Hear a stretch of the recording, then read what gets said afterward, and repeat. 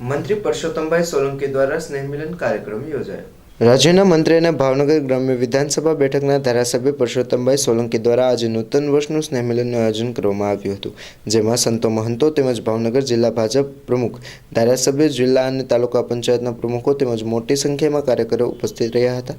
મંત્રી શ્રી પરસોત્તમભાઈના નાદુરસ્ત તબિયતના કારણે ઉપસ્થિત નહીં રહી શકતા તેમના પુત્ર દિવેશભાઈ સોલંકી ઉપસ્થિત રહ્યા હતા। કાર્યક્રમનો પ્રારંભ દીપ પ્રાગટ્ય અને મહેમાનોના સ્વાગત સાથે કરવામાં આવ્યો હતો।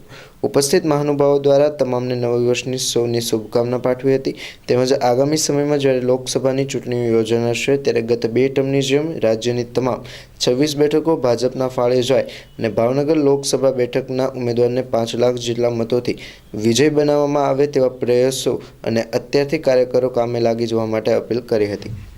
જોરદાર તાળીના ગડગડાટ સાથે આ સ્વાગતને આપણે સૌ વધાવી લઈશું।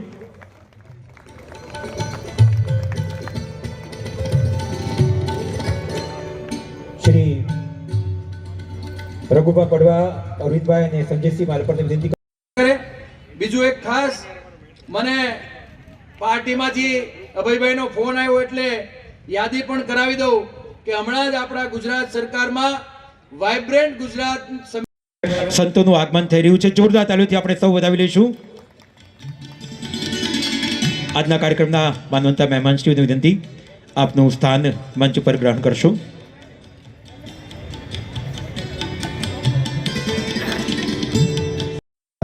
ભારતીય જનતા પાર્ટી શ્રી ગેમાભાઈ આહિર તેમના સેવા કરે છે ત્યારે એમને આ સૌ કાર્યકર્તા અહીંયા છે ત્યારે આપણે ભગવાન આગળ એનું દીર્ઘ આયુષ્ય માંગીએ અને ભાઈની તબિયત કાયમ માટે સારી રહે અને હજી વર્ષો સુધી ભાઈની સન્માન અને સ્વાગત પાઘડી સાથે સ્વાગત થઈ રહ્યું છે। જોરદાર તાળીઓથી શ્રી દિવેશભાઈ સોલંકીના અધકેરા સ્વાગતને આપણે સૌ વધાવી લઈશું।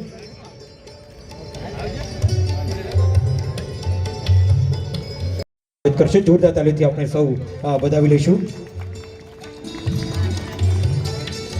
ભાવનગર શહેર કિસાન મોરચાના આગેવાન શ્રી આપણે સૌ વધાવી લઈશું।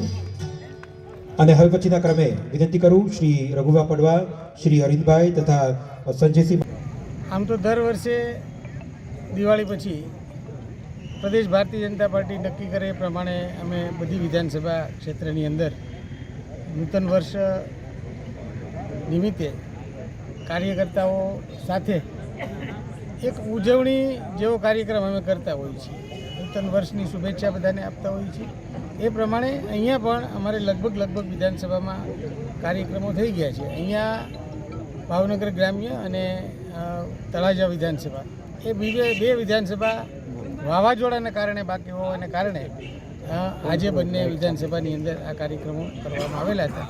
એ પ્રમાણે આજે પણ અહીંયા ભાવનગર ગ્રામ્ય વિધાનસભાની અંદર નૂતન વર્ષ અભિનંદનનો કાર્યક્રમ રાખવામાં આવેલો છે।